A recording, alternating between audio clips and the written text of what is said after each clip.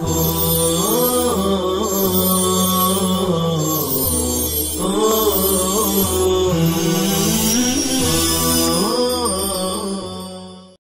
اللہ الرحمن الرحیم سبحان اللہ وبحمدہ سبحان اللہ العظیم سبحان اللہ وبحمدہ عدد خلقہ ورضا نفسہ وزنۃ عرشہ ومداد کلماتہ وصلی اللہ وسلم علی نبینا محمد وعلی آلہ واصحابہ وبارک وسلم تسلیما کثیرا کثیرا۔ بسم اللہ الرحمن الرحیم۔ الکتاب والسنة وإجماع الأمة بدل من ثلاثة أو بيان له، والمراد من الكتاب بعض الكتاب وهو مقدار 500 آية لأنه أصل الشرع، والباقي قصص ونحوها، وهكذا المراد من السنة بعضها وهو مقدار 3000 على ما قالوا، والمراد بإجماع الأمة إجماع أمة محمد صلى الله عليه وسلم لشرافتها وكرامتها، سواء كان إجماع أهل المدينة وإجماع عترة الرسول او اجماع الصحابة او نحوهم۔ کتاب، سنت اور اجماع اور امت کا اجماع ہے۔ یہ عبارت ثلاثۃ سے بدل ہے۔ اعلم ان اصول الشرع ثلاثۃ سے بدل ہے، یا اس کے لیے بیان ہے،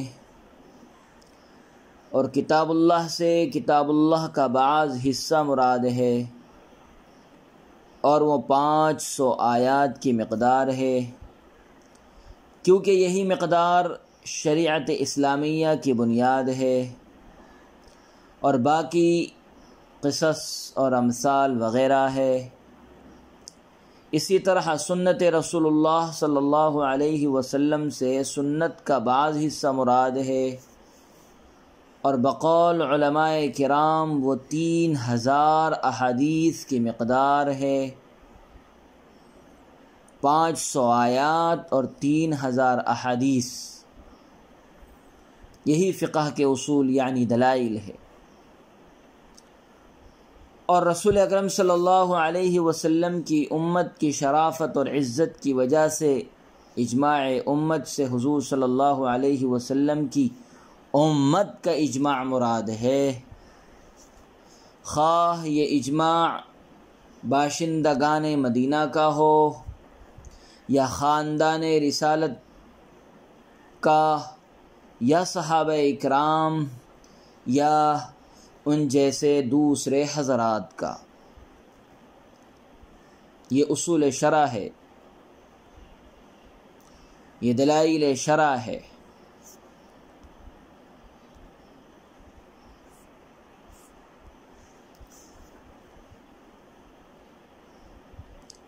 اعلم ان اصول الشرع ثلاثۃ،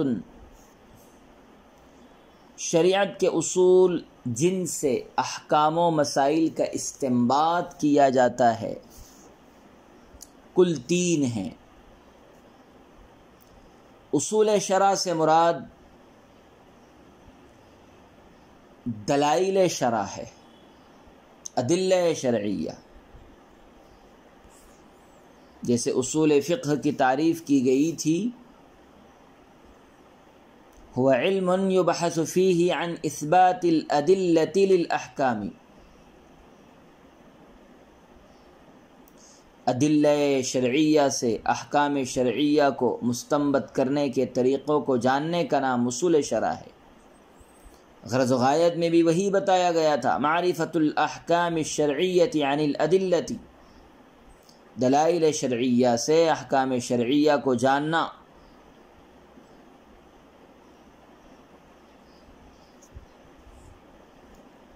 ماقبل کے عبارت میں ترکیب کے درست کرنے کی شارح نے دو توجیحات کی ہیں، شرع شارع کے معنی میں ہیں یا مشروع کے معنی میں ہیں، تاہم اولا یہی ہے کہ شرع سے مراد دین لیا جائے، شرع کو دین کا اس میں جامد مانا جائے تاکہ تاویلات کی ضرورت نہ پڑے۔ اعلم ان اصول الشرعی، اعتراض کیا گیا تھا اصول الفقہ کیوں نہیں کہا؟ جواب دیا گیا تھا اگر اصول فقہ کہتے تو وہ ہم ہو سکتا تھا کہ اصول صرف فقہ کے ہے، یہ اصول ثلاثہ صرف فقہ کے ہے، دیگر اور فنون کے نہیں ہے۔ حالانکہ درست بات یہ ہے کہ یہ علم فقہ کے ساتھ ساتھ علم کلام کے بھی اصول ہے، کتاب اللہ، سنت رسول اللہ، اجماع امت۔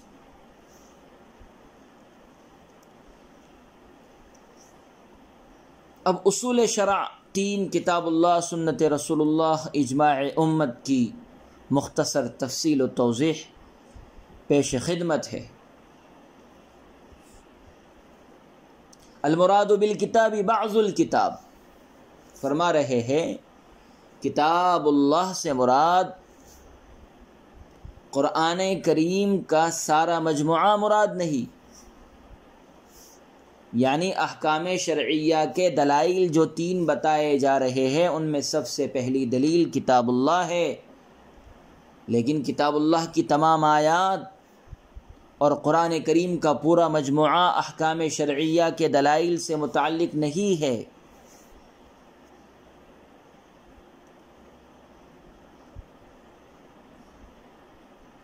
بلکہ 500 آیات کی مقدار وہ ہے جس سے احکام شرعیہ متعلق ہوتے ہیں۔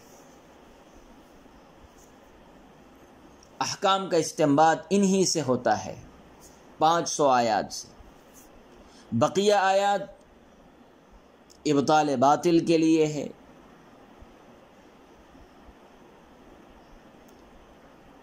قصص امم و انبیاء گزشتہ ہیں، پھر تبشیر ہے، تنذیر ہے، امثال ہے، اخلاقیات کا بیان ہے،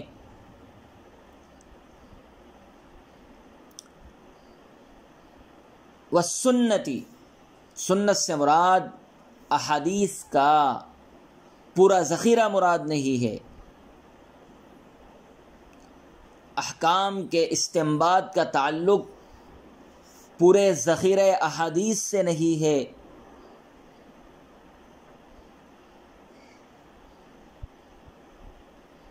بلکہ 3000 کے قریب احادیث سے فقہاء نے احکام مستنبط کیے ہیں۔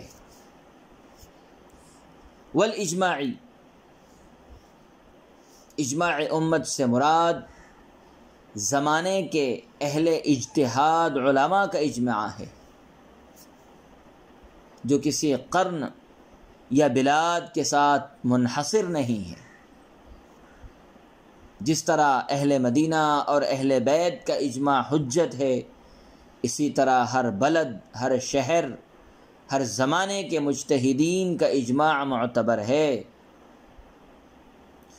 مطلق اجماع سے مراد اکثر اجماع صحابہ کرام رضوان اللہ تعالی علیہم اجمعین ہوتا ہے۔ والاصل الرابع القیاس، چوتھی اصل قیاس ہے۔ مذکورہ ادلہ کے علاوہ چوتھی اصل، چوتھی دلیل شرع جس سے احکام کا استنباط کیا جاتا ہے، قیاس ہے۔ اگر حکم مذکور 3 سے معلوم نہ ہو تو قیاس سے کام لیا جائے گا، اس کا ماننا بھی ضروری ہے اور یہ بھی حجت شرعیہ ہے۔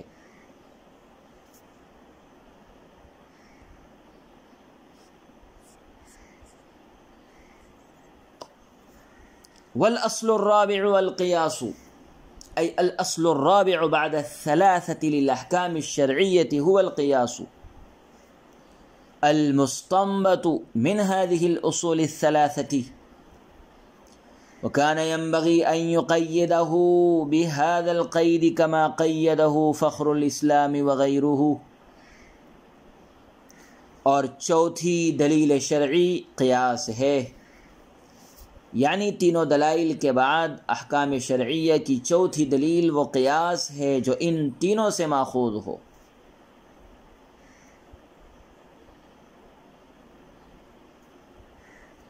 القیاس المستنبط من هذه الاصول الثلاثہ، چوتھی دلیل شرعی قیاس ہے جو پہلی تینوں دلیلوں سے کتاب اللہ، سنت رسول اللہ، اجماع امت سے ماخوذ ہو۔ وکان ينبغی، مناسب تو یہ تھا کہ مصنف القیاس کو اس قید کے ساتھ مقید کرتے جیسا کہ فخر الاسلام بزدوی اور دوسرے حضرات مصنفین نے کیا۔ لیخرج القیاس الشبہی والعقلی ولکنہ اکتفى بالشہرۃ، تاکہ قیاس شبہی اور قیاس عقلی قیاس کی تعریف سے خارج ہو جائیں، لیکن مصنف نے شہرت پر اکتفا کیا۔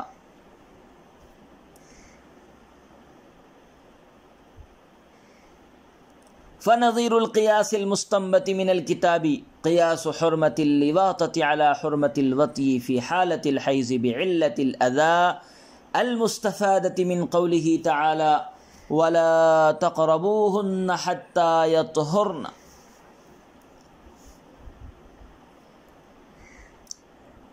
چنانچہ اس قیاس کی نظیر جو کتاب اللہ سے ماخوذ ہے، لواطت کی حرمت کو حالت حیض میں وطی کی حرمت پر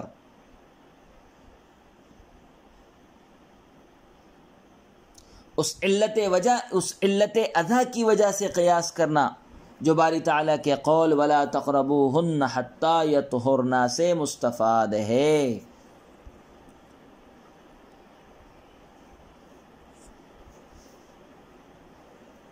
القیاس المستنبط من هذه الاصول الثلاثہ، شیخ احمد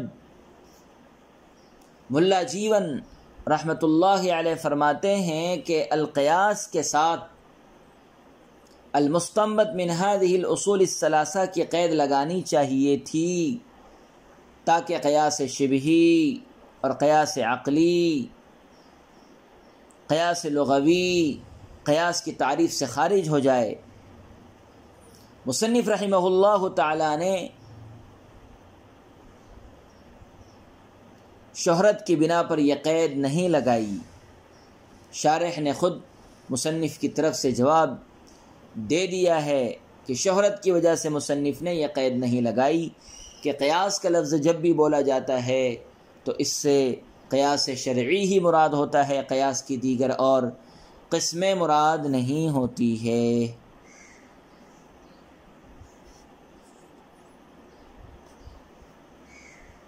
جاننا چاہیے کہ قیاس کی 4 قسمیں ہیں: قیاس شرعی، قیاس لغوی، قیاس شبہی، قیاس عقلی۔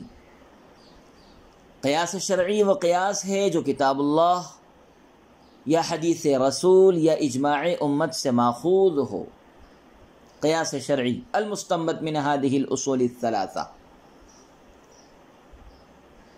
قیاس لغوی وہ قیاس ہے جس میں ایک اسم ایک جگہ سے دوسری جگہ کی طرف کسی علت مشترکہ کی وجہ سے متعدی ہو جائے۔ قیاس لغوی وہ قیاس ہے جس میں ایک اسم ایک جگہ سے دوسری جگہ کی طرف کسی علت مشترکہ کی وجہ سے متعدی ہو جائے، جیسے لفظ خمر مخامرہ عقل کی علت کی وجہ سے تمام حرام شرابوں کے لیے بولا جاتا ہے۔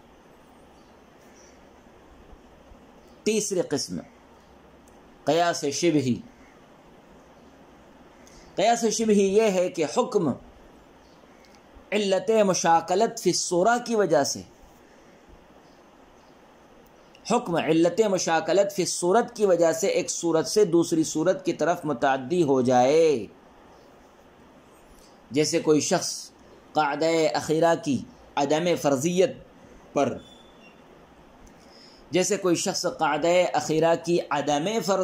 پر استدلال کرتا ہوا کہے کہ قاعدہ اخیرہ چونکہ شکل و صورت میں قاعدہ اولیٰ کے مانند ہے، قاعدہ اخیرہ چونکہ شکل و صورت میں قاعدہ اخیرہ کے مانند ہے اور قاعدہ اولیٰ فرض نہیں، لہذا قاعدہ اخیرہ بھی فرض نہ ہوگا۔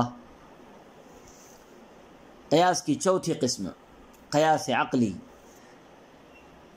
وہ قول ہے جو ایسے مقدمات سے مرکب ہو۔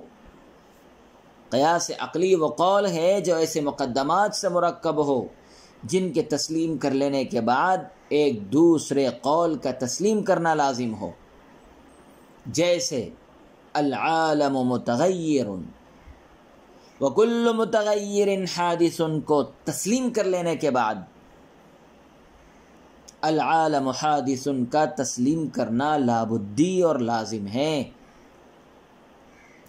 پس جب قیاس کی 4 قسمیں ہیں اور یہاں صرف ایک قسم یعنی قیاس شرعی مراد ہے، تو قیاس کی باقی تینوں قسموں کو قیاس شرعی کی تعریف سے خارج کرنے کے لیے متن میں القیاس کو المستنبط من هذه الاصول الثلاثہ کی قید کے ساتھ مقید کرنا چاہیے تھا، جیسا کہ فخر الاسلام بزدوی اور دیگر حضرات مصنفین نے قید کیا ہے۔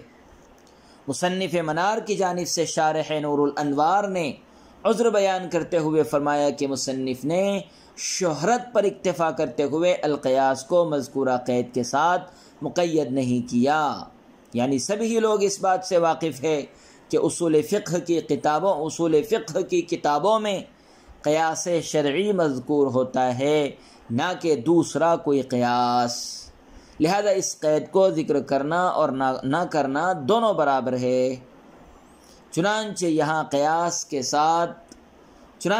قیاس کے لفظ سے قیاس شرعی ہی کی طرف ذہن منتقل ہوگا، دوسری اقسام کی طرف منتقل نہیں ہوگا۔